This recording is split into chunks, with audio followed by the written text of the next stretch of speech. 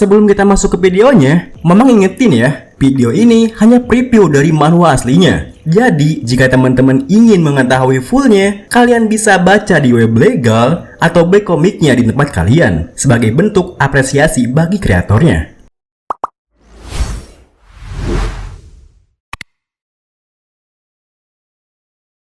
Hao nih hao semuanya. Kali ini kita bakal lanjutin manhwa Negerinya Para Penyihir. Di video sebelumnya, ternyata yang melaporkan Neng Anna adalah ayahnya sendiri. Kemudian si kakek kembali mengingatkan Kang Roland. Yang mulia, lihatlah, dia sudah mengaku. Cepat eksekusi dia. Dengan alasan lain, Kang Roland menolak ucapan si kakek.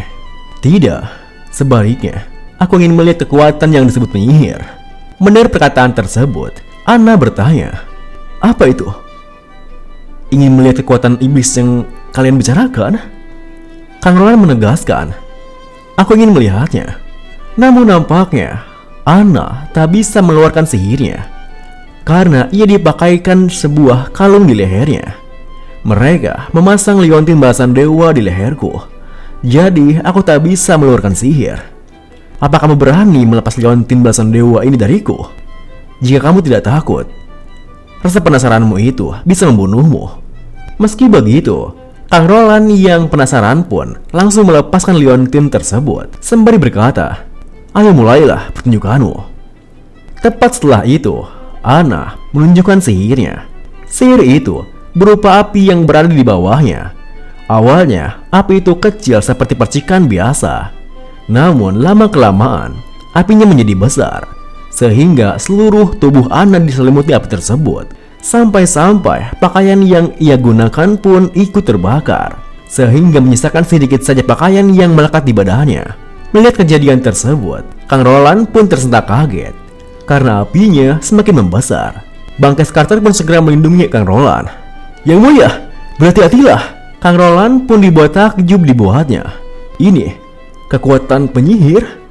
Neng Anna yang badannya masih diselimuti api berhasil keluar dengan mudah. Dia menembus jeruji besi penjara. Setelah Neng Anna berhasil keluar dari balik jeruji besi tersebut, kemudian dia mendekati Kang Roland dan salah seorang pengawal pun memperingatkan, Anna, jangan mendekat. Penyihir terkutuk. Kemudian Anna pun perlahan menghentikan sihir miliknya. Sembari memandangi Anna yang diselimuti api, Kang Roland berpikir, pantas Barop Mons mengatakan api tidak bisa membakarnya. Ia sendiri adalah api. Jadi bagaimana dia bisa takut pada dirinya sendiri? Para pengawal Kang Roland pun juga ikut merasa kebingungan. Apa sudah berakhir? Apa apinya sudah padam? Kang Roland melanjutkan, dan terbesit di pikirannya ide yang cemerlang. Mulai dari mesin industri, pembakaran batu bara, dan galian tambang. Sihir benar-benar ada di dunia ini. Betapa berharganya sumber daya yang dia miliki. Setelah apinya benar-benar padam, Neng Anna menuturkan, aku sudah menjawab rasa penasaranmu. Yang mulia, sekarang Anda bisa membunuhku kan? Tanpa diduga, Kang Roland melepaskan jubah yang sedang dipakainya dan diberikannya kepada Neng Anna untuk menutupi tubuhnya. Setelah jubah tersebut dipakai oleh Anna, kemudian Kang Roland membalas, tidak Nona Anna, aku sudah memutuskan untuk mempekerjakanmu. Kemudian sembari melulurkan tangannya, Kang Roland membalas. Sesaat Kang Roland berpikir, dunia ini sudah rusak. Semenjak masalah entropi semakin meningkat, ini bisa membuat sihir menjadi tidak berarti. Ini jauh lebih mengesankan daripada teori gerak perpetual. Dengan penuh kepanikan, Kek Barop tetap menghalangi keinginan Kang Roland. Anda bicara apa? Yang mulia, dia bisa membuat kita semua mengalami malapetaka semudah meniup debu. Yang mulia, apa Anda benar-benar ingin memperlihatkan penyihir?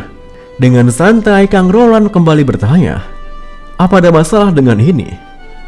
Kek Barop melanjutkan, tindakan Anda pada dasarnya mengumumkan pada publik bahwa Anda menentang kerja suci. Kita akan diawasi penuh oleh asosiasi kerja bersama penyihir, dan mereka akan memusnahkan kita semua sekaligus. Tanpa mempedulikan ucapan Kek Barop, Kang Roland memberikan perintah padanya. Barop Mons, cepatlah pergi dan ambilkan salinan kontrak kerja. Iya, kontrak kerja? Sebagai asisten urusan pemerintahanku. Jangan bilang kamu tidak tahu tentang ini. Aku secara formal ingin membentuk hubungan pekerjaan dengan Nona Ana dan juga perintahkan seseorang untuk mengurus kediaman Nona Ana. Beberapa jam kemudian, di dalam kantor urusan pemerintahan kota perbatasan, Kang Roland kedatangan ke Barop. Apa kamu sudah menyelesaikan perintahku dengan baik? Nampaknya kakek Barop tetap kekeh pada pendiriannya untuk mengeksekusi Ana. Menurut dari perintah Anda, penyihir sudah siap untuk digantung di alun-alun pada sore hari. Yang mulia, Anda malah menyelamatkan penyihirnya. Resikonya sudah terlalu besar.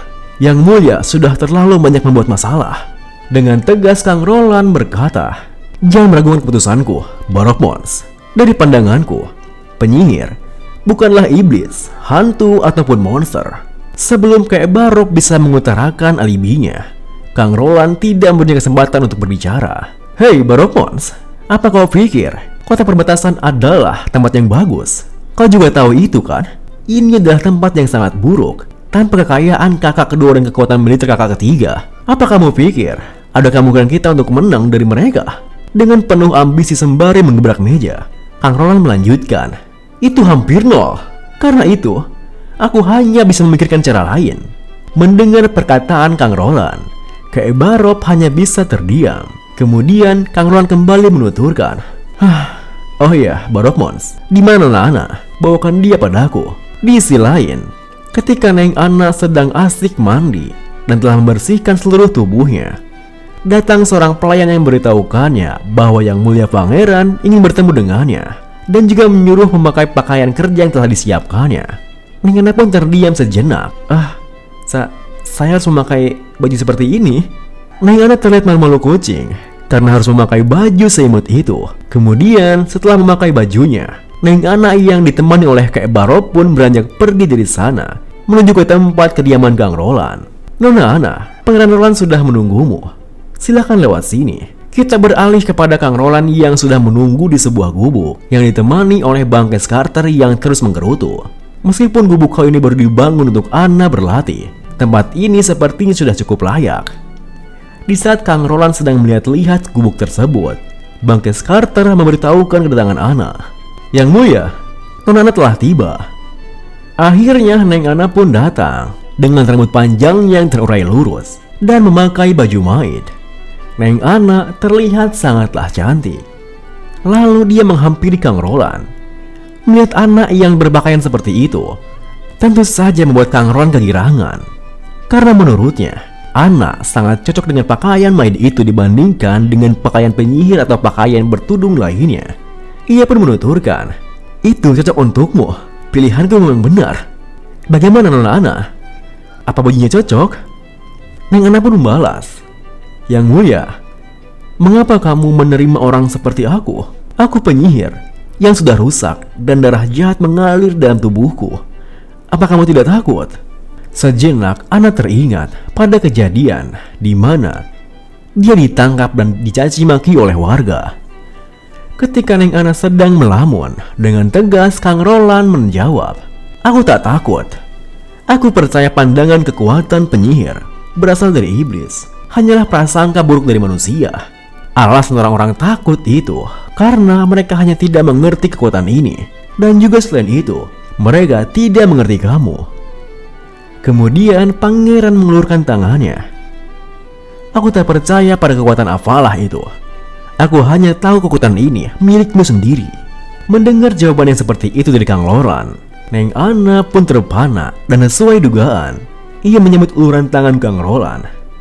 Kemudian Kang Roland melanjutkan, "Aku akan membantumu mengendalikan dan juga menggunakan kekuatan ini." Kemudian mereka masuk ke dalam gubuk itu. Setelah mengganti pakaiannya, Ana pun memulai latihannya. Setelah beberapa saat berlatih, sampai-sampai mengeluarkan asap dari tubuhnya, Neng Ana pun tampak kelelahan. Melihat hal itu, Kang Roland pun bertanya, "Kamu masih bisa melanjutkannya?" Tanpa menjawab pertanyaan dari Kang Roland, Neng Ana sudah mengeluarkan sihir apinya kembali. Api itu semakin besar sehingga menyelimuti Neng Ana. Melihat hal itu, Kang Roland pun berpikir, sepertinya latihan mengendalikan api tidak semudah bayanganku. Di saat Neng Ana sedang mengendalikan api tersebut, tiba-tiba ia terpaksa menghentikan sihirnya karena bajunya terbakar lagi. Ah, bajuku terbakar lagi. Karena kejadian tadi, sejenak Kang Roland berpikir, untungnya aku membiarkan mereka menyiapkan banyak pakaian cadangan. Itu semua akhirnya bisa dimanfaatkan dengan baik. Untung Anda menolak memakai pakaian maid ketika latihan. Sepertinya itu keputusan yang sangat tepat. Jika tidak, pakaian maidnya sudah terbakar. Di saat yang bersamaan, Bangkes Carter memberitahukan, melapor pada Yang Mulia, Barob Morse memiliki berita penting untuk Anda. Sesaat setelahnya, dengan tergesa-gesa, Kek Barob menuturkan, Yang Mulia, jadi Anda berada di sini. Tim patroli melaporkan bahwa mereka menemukan jejak Demon Iblis. Bulan Iblis akan datang lebih awal tahun ini. Mendengar hal itu, seketika itu Bangkes Carter dan Neneng Ana terkejut. Namun Kang Roland malah terlihat kebingungan. Bulan Iblis? Kang Roland pun memandang Neneng Ana dengan wajah penasaran. Sedangkan Neneng Ana sendiri tampak gugup. Kemudian Kek Barob menjelaskan mengenai gerbang iblis. Yang Mulia mungkin tidak begitu mengetahuinya. Setiap tahun setelah salju pertama turun, matahari akan redup dan suram, dan gerbang neraka di dalam gunung terbuka pada saat itu. Kota perbatasan tidak memiliki penjagaan yang bagus, jadi semua penduduk dipindahkan ke benteng Longsong. Tapi tenang saja, keselamatan Yang Mulia akan diutamakan. Setelah mendengar penjelasan tersebut, Kang Roland yang penasaran pun bertanya, "Apa kamu pernah melihat gerbang neraka?" Dengan wajah paniknya, Kek Barob menyangka, bagaimana bisa manusia biasa melihatnya? Di samping itu, gunungnya sama sekali tidak mungkin untuk dilewati. Bahkan jika ada yang mendekati gunungnya, orang itu akan terpengaruh miasma jahat. Kecuali, belum selesai Kek Barob bicara, Kang Roland sudah memotong pembicaraannya. Kecuali apa? Sembari melihat ke arah Neng Ana, Kek Barob pun melanjutkan, kecuali orang itu adalah penyihir yang sudah kehilangan rahmatnya dan menjadi cakar iblis. Hanya penyihir seperti itu yang tidak terpengaruh oleh miasma jahat dan dapat melihat gerbang neraka. Merasa belum dapat jawaban yang pasti, Kang Roland kembali bertanya, bagaimana tentang Demon Iblis? Setidaknya kamu sudah melihatnya, kan? Kek Barob kembali menjelaskan, aku belum pernah melihatnya. Aku sama seperti Yang Mulia, ini pertama kalinya aku datang ke kota perbatasan. Di dalam pusat kastil kerajaan Grey Castle, hanya beberapa orang saja yang pernah melihatnya. Setelah mendengar semua penjelasan dari Kek Barob, Kang Roland pun berpikir harus bermigrasi setiap 1 tahun sekali. Bagaimana tempat ini bisa berkembang? Awalnya kupikir, meski kota perbatasan itu adalah kota tandus, setidaknya masih ada kemungkinan untuk berkembang. Tapi melihat hal ini sekarang, tempat ini hanya lubang harapan besar. Kemudian Kang Roland menuturkan, karena benteng Longsong bisa bertahan melawan Demon Iblis, itu artinya Demon Iblis itu bisa dilihat. Lalu kenapa kita tidak bisa mengalahkan mereka di kota perbatasan?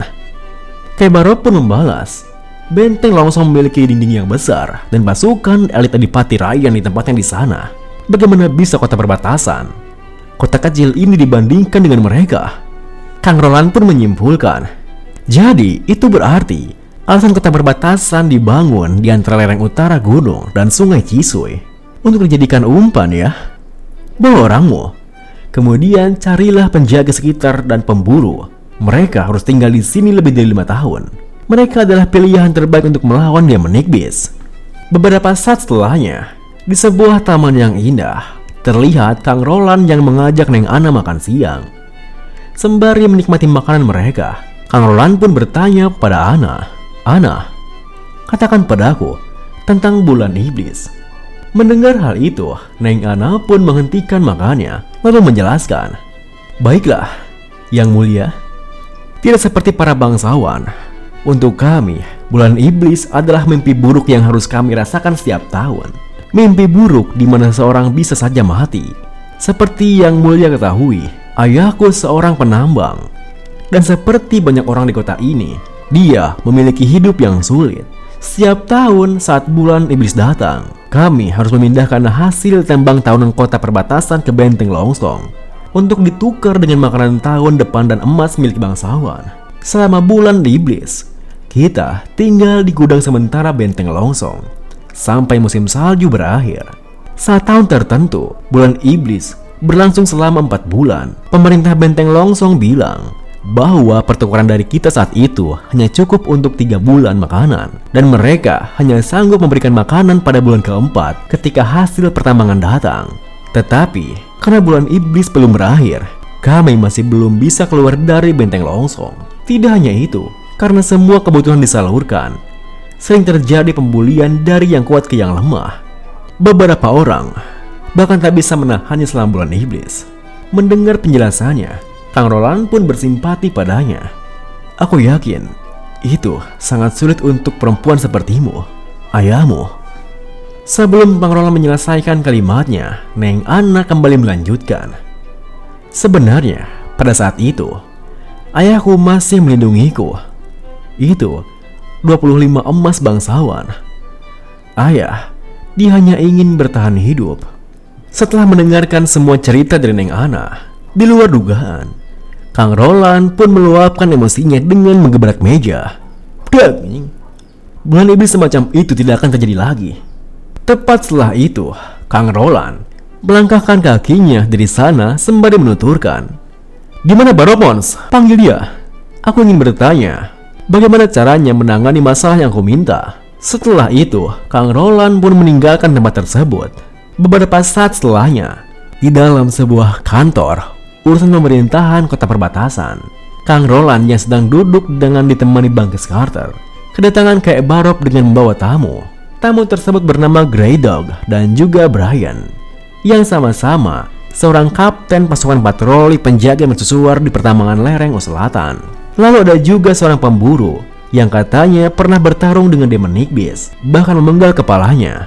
Setelah Kek Barop memperkenalkan mereka, dengan gugup Kapten Grey Dog menuturkan, "Yang dihormati, Pangeran, yang mulia, salju sudah turun. Di mercusuar, kami dapat melihat pergerakan Demon Nightbeast. Mereka menyeberangi hutan tersembunyi. Jadi, kami menyalakan lampu mercusuar untuk memperingatkan semua penduduk agar pergi." Dengan kepolosannya, Kang Roland pun bertanya, "Karena kalian berdua datang bersama, biarkan rekanmu menjawab pertanyaanku. Demon Nightbeast itu terlihat seperti apa? Apa mereka bisa dibunuh?" Mendengar pertanyaannya, Kapten Brian pun menjelaskan, "Mereka bisa dibunuh, yang mulia. Aslinya, mereka adalah binatang biasa dari hutan. Meskipun mereka terpengaruh miasma jahat, mereka masih bisa dibunuh. Setiap tahun setelah bulan iblis berakhir, Benteng Longsong akan mengirimkan pasukan Kapolri untuk membersihkan sisa-sisa Demon Nightbeast yang berada di antara jalan Benteng Longsong dan kota perbatasan."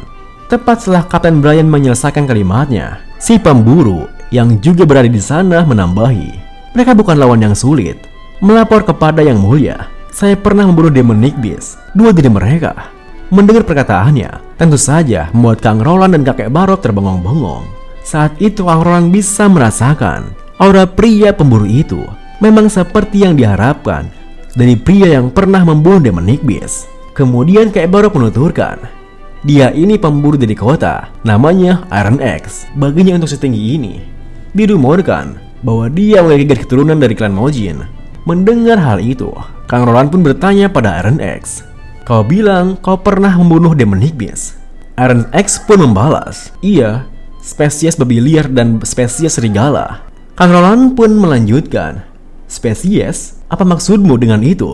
Lalu Iron X menjelaskan, "Spesies adalah cara menggolongkan bagi kami, para pemburu. Aslinya mereka hanya hewan biasa dari hutan, tapi karena miasma jahat dari neraka, mereka menjadi gila dan ganas, dan juga menjadi sangat sulit diurus. Spesies serigala akan bertambah licik, dan kecepatan mereka menjadi luar biasa. Jika Anda ingin membunuhnya, Anda harus membuat jebakan terlebih dahulu.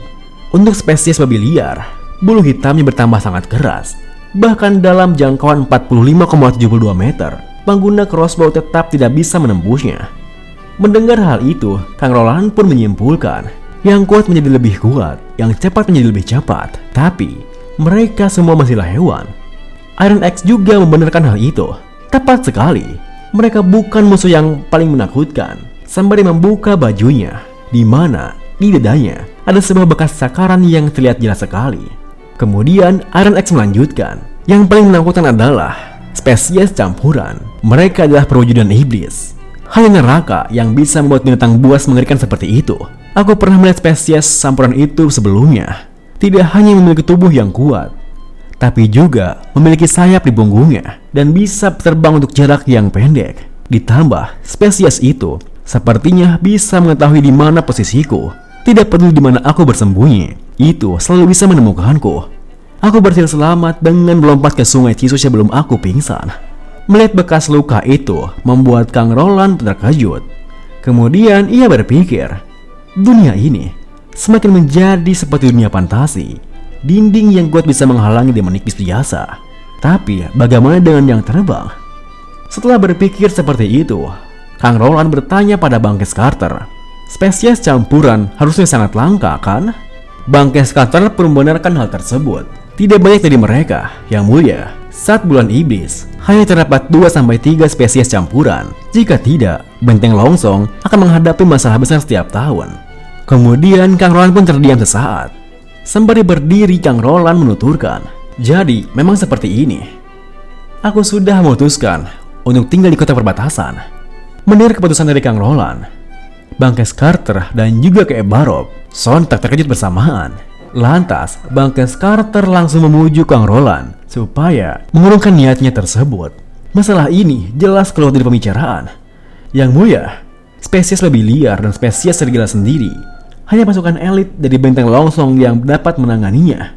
Ditambah banyaknya anggota tanpa bantuan dinding yang kuat, mengandalkan penjaga untuk bertahan melawan Demon Nightbeast. Setelah lebih dari 10% korban, semuanya dijamin akan hancur.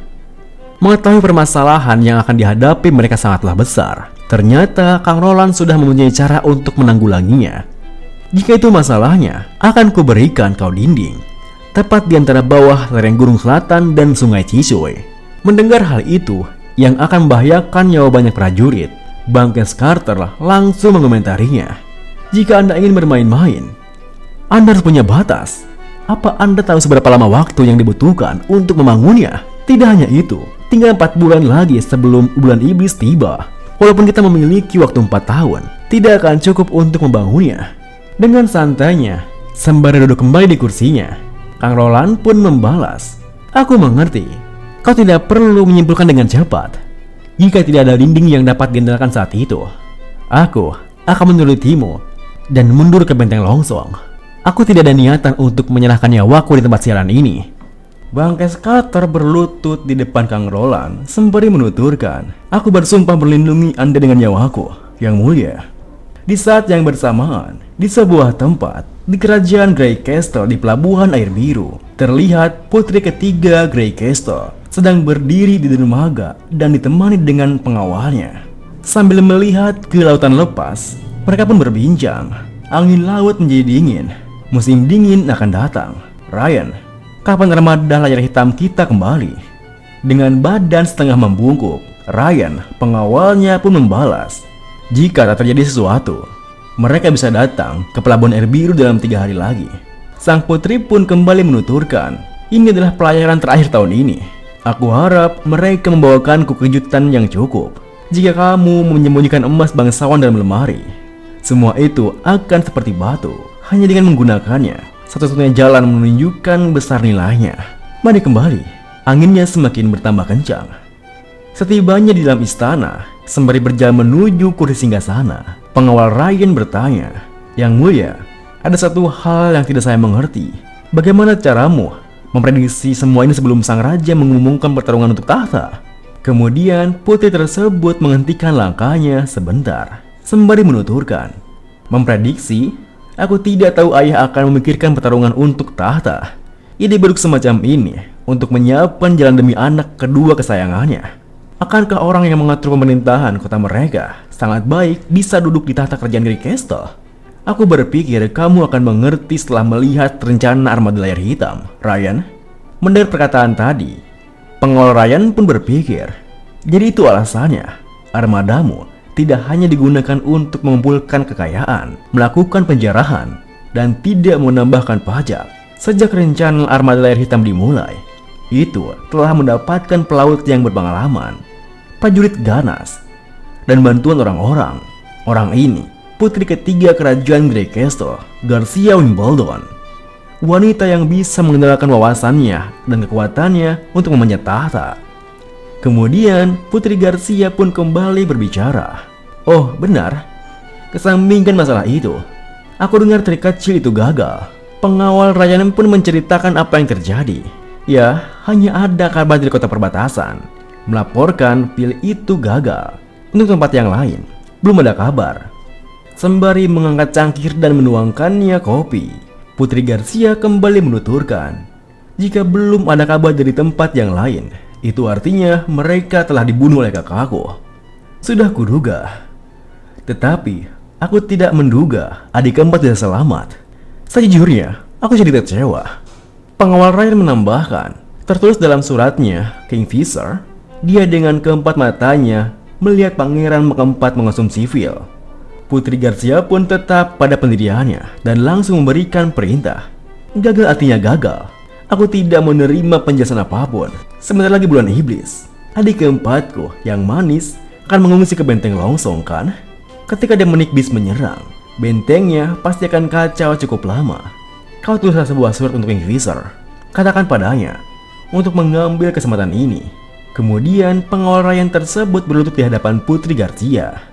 Dan ia pun menjawab, baik.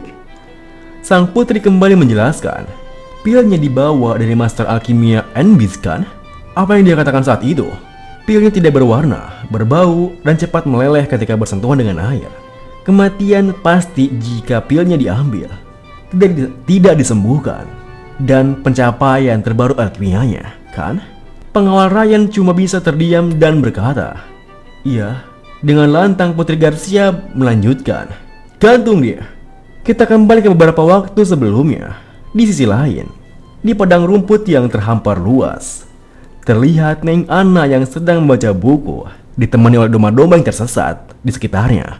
Tak jauh dari sana, terlihat seorang pria berkacamata menghampirinya. Anna, buku apa yang kamu baca lagi hari ini? Puisi bangsawan kah?